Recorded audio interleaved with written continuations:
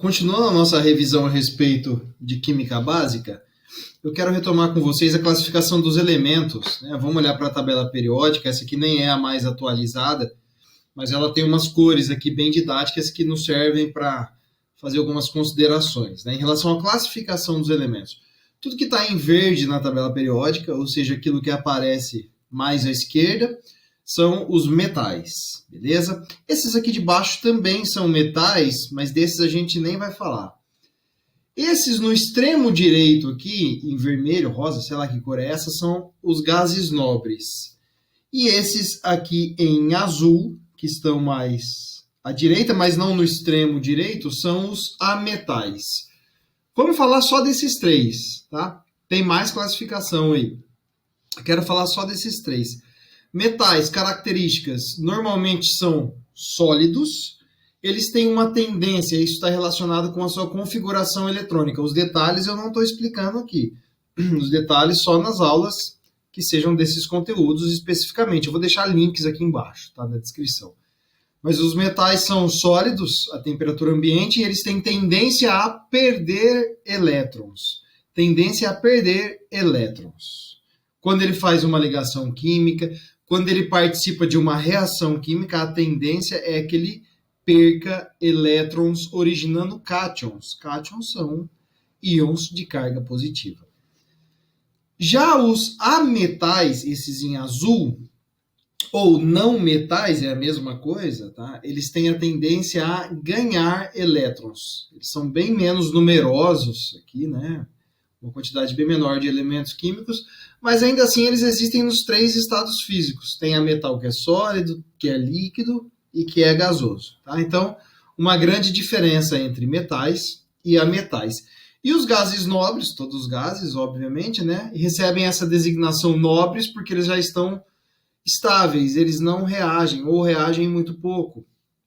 Por isso recebem essa denominação de gás nobre. Vamos dizer que eles são uma referência para os outros elementos da tabela periódica. Os outros elementos, quando fazem ligação química, é para se estabilizar e ter uma configuração eletrônica semelhante à de um gás nobre. Esse detalhamento vem específico ali na aula de ligação química. Outra coisa importante para a gente saber a respeito da tabela periódica é que ela é formada por linhas e colunas. Tá? As linhas são os períodos, são 7 ao todo. Esqueça essas duas aqui, porque elas, na verdade, estão aqui em cima. É só conveniente representá-las aqui embaixo. Mas são 7 períodos. Eu quero falar das colunas, que são as famílias. Algumas famílias são mais especiais do que as outras. Então, nós temos as duas primeiras aqui em verde, tem 1 e 2, e depois todas essas em amarelo, elas são chamadas de famílias dos elementos representativos. Tá? Na notação antiga, a gente chamava de família 1A, essa primeira, família 2A, esta segunda, aí eu vou dar um salto. Família 3A, 4A e assim por diante, até chegar na última família, família 8A. Tá? Eu prefiro usar essa notação antiga porque quando você fala 1A, 2A, 3A, você tem uma informação extremamente importante, que é o número da família para os elementos representativos, são esses que eu destaquei, tá? Em verde e amarelo. O número da família indica o número de elétrons na camada de valência daquele átomo. Eu sei que parece complexo, mas isso aqui é uma das informações mais importantes de toda a química. Tá? Para você estudar tudo na química é importante saber isso. O número da família de um elemento representativo representa o número de elétrons que ele tem na última camada. E a última camada é chamada de camada de valência. Se eu escolho o fósforo, eu sei que essa família é a 5A. Vem contando lá da esquerda que você vai ver que essa é a 5A. Ou seja, o fósforo tem 5 elétrons na última camada. E o neônio tem 8, porque ele está na família 8A. E o rubídio, ele só tem 1, porque ele está na família 1A. Isso aqui vai ser essencial na parte que a gente for estudar ligações químicas. Todas as ligações químicas são regidas pela mesma lei, pela mesma regra, que é a regra ou teoria do octeto. Tá? O octeto vem de 8 e ela nos diz o seguinte: um átomo, para estar estável, deve estar com a sua última camada completa, o que normalmente ocorre quando ele tem 8 elétrons. Tá? Então, número mágico da química, 8. Se um átomo tem 8 elétrons na sua última camada, significa que ele estará estável. Tá? Professor, mas eu não sei nem o que é uma camada da eletrosfera. Eu estou pulando muita parte aqui que é naturalmente vista lá em outras unidades curriculares, beleza? Eu estou falando só o essencial de vários pontos. Tudo que eu vou falar aqui daria um semestre de matéria. Estou retomando o que é principal, e aí para quem quiser detalhar, vai nesses links que eu estou deixando na descrição, beleza? Então, regra do octeto. Para um elemento se estabilizar, ele tem que ter 8 elétrons na camada de valência. Vamos pensar dessa maneira. A gente viu essa aqui no slide anterior, a relação entre o número entre o número da família e o número de elétrons que ele tem na última camada. Então, pensa que o flúor é um cara que já tem 7 elétrons na última camada, porque ele está na família 7A. Tá? Com 7 elétrons na última camada, ele só precisa ganhar um elétron para que ele chegue a 8. Já o oxigênio que está na família 6A, ele tem 6 elétrons na camada de valência. Portanto, ele tem que ganhar 2 elétrons para chegar até 8. É assim que funciona para os ametais. Eu disse que os metais têm tendência a perder elétrons.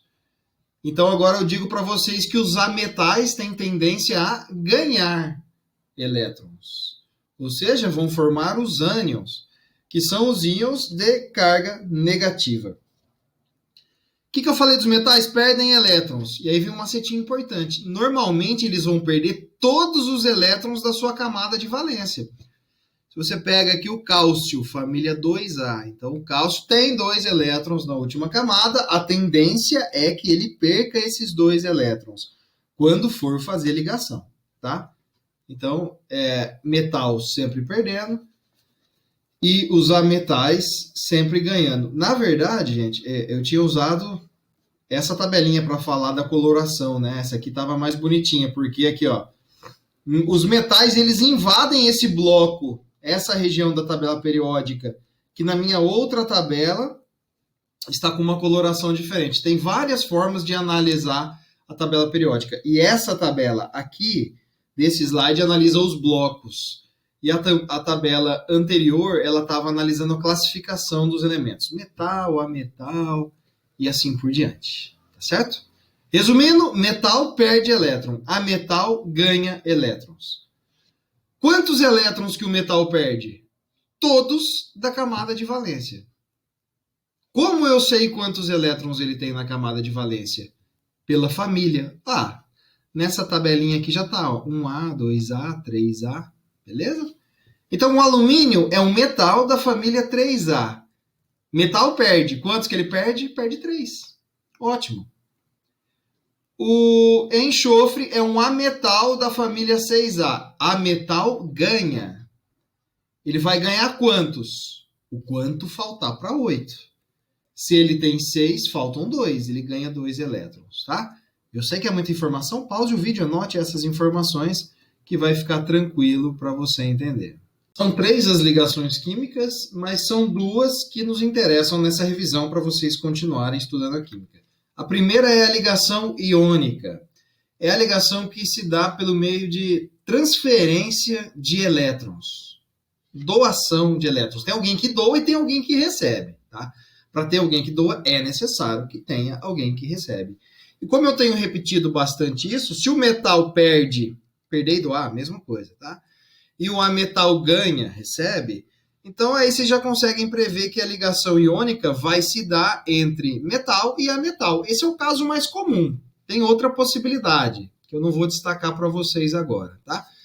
Então, em um composto, quando estão combinados um metal, pelo menos um metal, com pelo menos um ametal, você sabe que se trata de uma ligação iônica.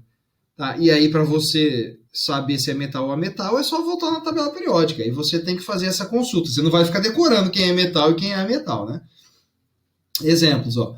Cloreto de sódio é o NaCl, né? Carbonato de cálcio é o CaCO3. uma série de substâncias, mas sempre tem um metal aqui, nesse caso o sódio e ali o cálcio, e o restante da fórmula formada por metais.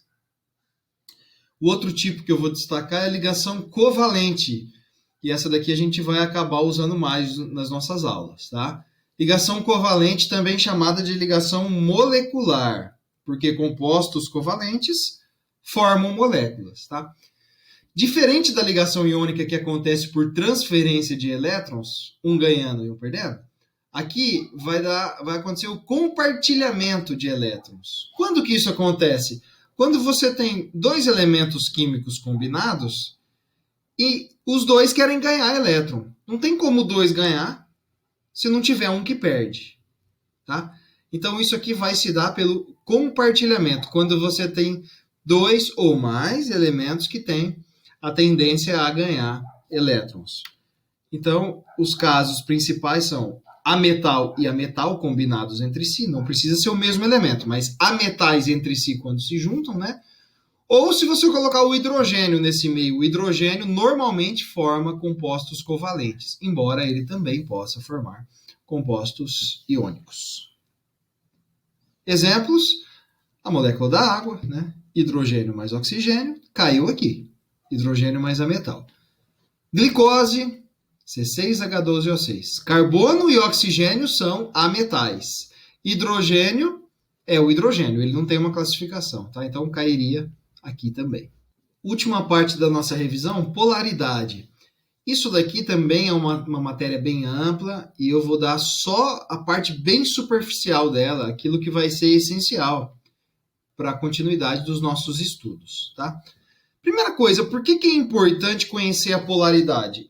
Entre outras coisas, porque é a polaridade de um composto que vai determinar a solubilidade desse. Eu já explico o que é a polaridade, tá? Mas existe uma regra de solubilidade que diz o seguinte: semelhante dissolve semelhante. Os diferentes não se dissolvem. Traduzindo, composto polar dissolve composto polar. Também posso dizer que composto apolar dissolve composto apolar, porque eles são semelhantes. Agora, polar não dissolve apolar e vice-versa, porque eles são diferentes. Portanto, está escrito ali, não se dissolve.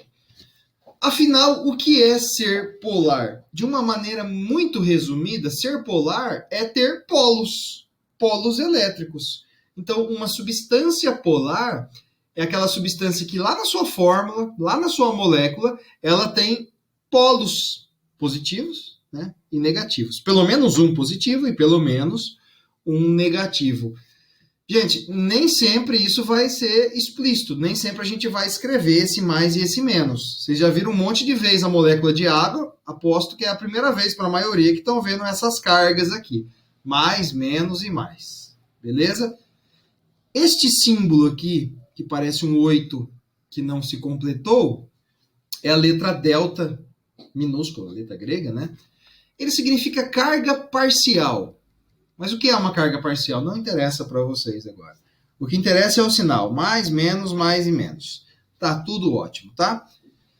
Essa daqui é a molécula da água. Ela tem polos na sua estrutura. Posso dizer, então, que a água é um composto polar. Muito bem. E aí, gente, guarde essa informação, que a água é um composto polar. Decora isso, tá? Não esqueça que a água é polar. Muito bem. A partir de agora, você já sabe tudo que eu vou falar até o final desse vídeo. Quer ver? Só com o seu conhecimento do cotidiano mesmo. Não estou falando com coisas de ensino que você aprendeu aqui na escola. Tá? A água dissolve o açúcar?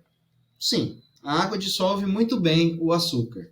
Sabendo que a água é polar, o que eu concluo? Que o açúcar só pode ser polar. Porque semelhante dissolve semelhante. Então, a partir da informação que vocês decoraram, que a água é polar, vocês vão descobrir tudo. Pelo menos para as moléculas mais importantes, não para todas, né? Então, água é polar. Glicose é um tipo de açúcar, tá? Ou sacarose poderia ser, outro tipo de açúcar. Se dissolve na água. Logo, este açúcar, seja lá qual for, ele é solúvel na água. O álcool se dissolve na água? Sim. Então, o álcool é solúvel, né? Então, concluo que ele é polar. Acabo de concluir que glicose e etanol são polares. Como que eu concluí? Usando a regra que semelhante dissolve semelhante. Lembrando que é essencial você decorar que a água é polar. Senão você não resolve tudo isso, beleza? Os compostos apolares, e está escrito errado aqui no slide, né? Faltou colocar um A. Eu vou corrigir depois, mas por enquanto fica só na fala. Os compostos apolares não têm polos, tá? Então pensa em qualquer composto que não se dissolve na água, ele será um composto apolar. Óleo, gordura, gasolina, graxa e assim por diante. Querosene. Você pode pensar em compostos do seu cotidiano que não se dissolvem na água e você pode concluir que ele é certamente um composto apolar, porque você conheceu essa regra de solubilidade.